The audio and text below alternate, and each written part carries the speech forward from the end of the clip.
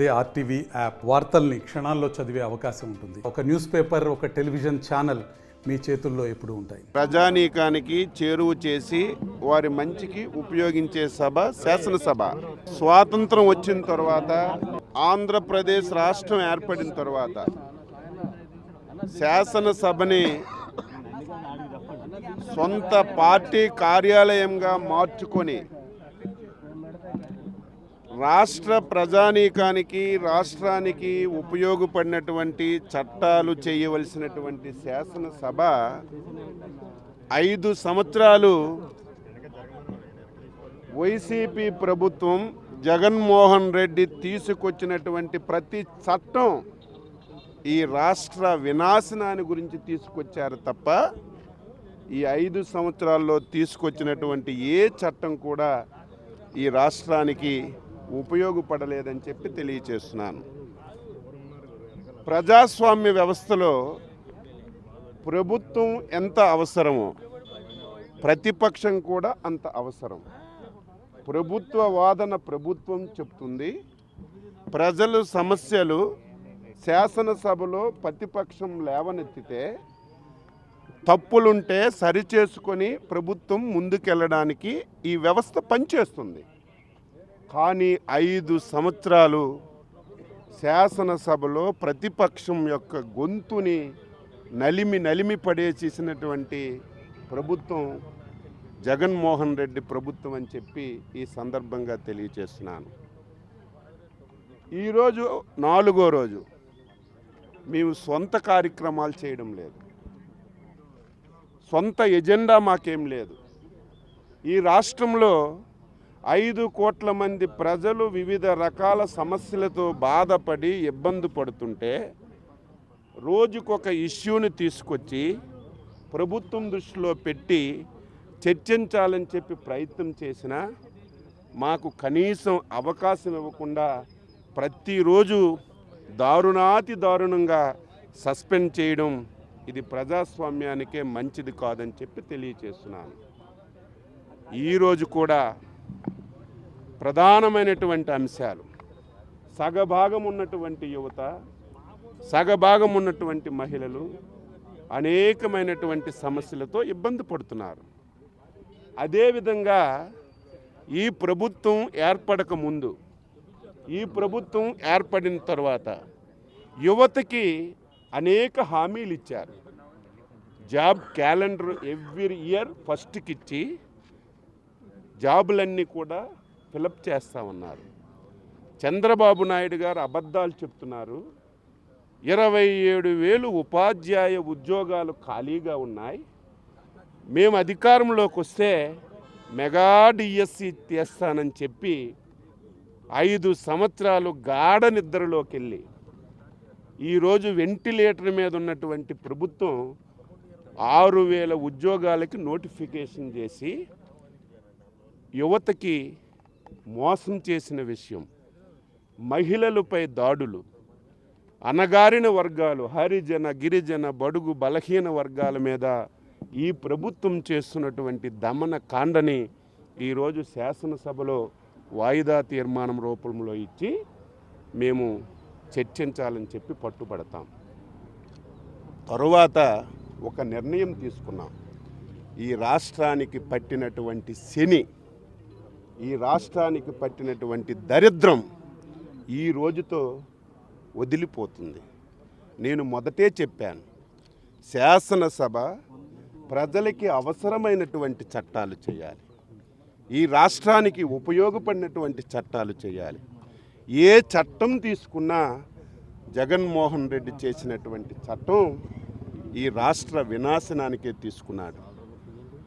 అమరావతి, శాసనసభ సాక్షిగా అందరూ ఒప్పుకున్నటువంటి అమరావతిని సర్వనాశనం చేసే చట్టం ఈ శాసనసభలో చేశాడు.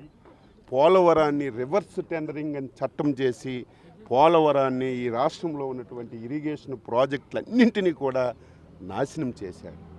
ఈ రాష్ట్రాన్ని అప్పుల ఊబిలోకి నెట్టాడు. ఈ రాష్ట్రంలో ఏ చట్టాన్ని తీసుకొచ్చినా సరే ఆ చట్టం ఈ రాష్ట్ర ప్రజలకి గుదిబండగా మారినటువంటి చట్టాలు చేశారు. అందుకే ఈ 5 సంవత్సరాల్లో ప్రజల వినాశనానికి తీసుకున్నటువంటి చట్టాలన్నీ కూడా ఒక బుక్లెట్ చేశాం. మేము శాసనసభ నుంచి బయటకు వచ్చి ఆ చట్టాలన్నీ మంటల్లో కాల్చి ఈ రాష్ట్రానికి పట్టినటువంటి శని ఈ రోజుతో వదిలిపోతుంది. ఇంకా 60 రోజుల్లో ఈ కౌరవ సభని చంద్రబాబు నాయకత్వంలో ప్రభుత్వాన్ని ఏర్పాటు చేసి కౌరవ సభగా మార్చి మళ్ళీ ప్రజాపాలన రామరాజ్యం ఈ రాష్ట్రంలో తీసుకొస్తామని ప్రజలకి ఈరోజు తెలియచేస్తూ ఈరోజు ఆ చట్టాలన్నీ కూడా శాసనసభ ఎదురుగా దహనం చేసి శాసనసభకు దండం పెట్టి ఈ ప్రభుత్వానికి శంబర గీతం పాడుతామని చెప్పి తెలియచేస్తున్నాం. బాబు గారు బీజేపీ ఆహ్వానం మేరకు ఢిల్లీ వెళ్ళారు.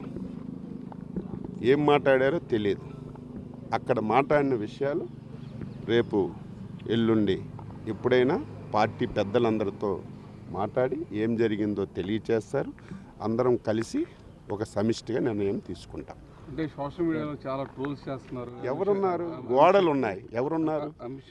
మీకు నాకు సోషల్ మీడియాకి ఎవరికి తెలుసు? అక్కడ ఉన్నవాళ్ళు చంద్రబాబు నాయుడు గారు, అమిత్ షా గారు, నడ్డా గారు. చంద్రబాబు నాయుడు ఎక్కడని చెప్పారా? అమిత్ షా గారు చెప్పారా? నడ్డా గారు చెప్పారా? ప్రెస్లోని ఎక్కడైనా సరే మాట్లాడారా? ఎక్కడ ఏం జరగలేదు. కానీ ఇంత నీచమైన వెధవలు అంటారు ఈ రాష్ట్రంలో వైసీపీ సోషల్ మీడియా వెధవలు ఇంత దారుణంగా సోషల్ మీడియాలో నిన్న పొడమ తల్లికి దండం పెట్టిన విషయం, అమరావతి భూమికి దండం పెట్టిన విషయాన్ని ఒక ఫోటోని పెట్టి మార్ఫింగ్ చేసి చంద్రబాబు నాయుడు గారు బీజేపీ పెద్దల కాలు మీద పడుతున్నట్టుగా నీచంగా ఈరోజు ఫోటోలు పెట్టారు. దీన్ని తీవ్రంగా ఆ కర్మ మీకు పట్టింది. కాలు మొక్కడం, మసాజులు చేయడం, బతిమలాడుకోవడం మీకు అవసరం. ఎందుకంటే మీ మీద అవినీతి కేసులు ఉన్నాయి, మీ మీద 12 షేర్ షీట్లు ఉన్నాయి. రేపు కానీ ఎల్లుండి కానీ శిక్ష పడుతుందని బీజేపీ పెద్దలు కాలు పట్టుకునే అవసరం మీకుంది తప్ప తెలుగుదేశం పార్టీకి అధినేతకు లేదు. మేము ఏ నిర్ణయం తీసుకున్నా సరే రాష్ట్ర ప్రయోజనాల గురించి తీసుకుంటాం. 5 కోట్ల మంది ఆంధ్రుల గురించి తీసుకుంటాం తప్ప ఏదో మా స్వార్థం గురించి కాదు. వెధవల్లారా, అటువంటి మార్ఫింగ్ చేసినటువంటి పనికి మాలిన సన్నాసులారా, ఎప్పటికైనా మీరు బుద్ధి తెచ్చుకొని మారకపోతే మీరు దానికి తగినటువంటి ఫలితాన్ని అనుభవిస్తారని చెప్పి తెలియజేస్తూ అందరికీ నమస్కారం. ఇస్తాం ఇచ్చినా ఏముంది? పోలీసులు ముందు చెవిటివాడ ముందు శంఖ మూదినట్టుగా ఎవడో మా కార్యకర్త ముఖ్యమంత్రి మీదో వైసీపీ నాయకుల మీదో చిన్న పోస్ట్ పెడితే అర్ధరాత్రి అరెస్ట్ చేసేస్తున్నారు. మేము ఆధారాలతో సహా పోలీస్ స్టేషన్కి వెళ్ళి కంప్లైంట్ చేసినా ఎక్కడ కూడా పట్టించుకున్నటువంటి నాదుడు లేడు. ఇవన్నీ రికార్డ్ అవుతున్నాయి. వారు పట్టించుకోరని తెలుసు, మేము కంప్లైంట్ ఇచ్చిన కేసు కట్టరని తెలుసు. కానీ ఇవన్నీ రికార్డు చేస్తున్నాం. రేపు అధికారంలోకి వచ్చిన తర్వాత మొత్తం A to Z ఒక ఎంక్వైరీ చేసి దీని మీద ఈ కథని తేలుస్తామని చెప్పి తెలియజేస్తున్నాం. మరిన్ని వీడియోస్ కోసం ఛానల్ ని సబ్స్క్రైబ్ చేయండి. లేటెస్ట్ అప్డేట్స్ కోసం వాట్సాప్ ఛానల్ ని ఫాలో చేయండి. అండ్ లింక్ డిస్క్రిప్షన్ లో ఉంది.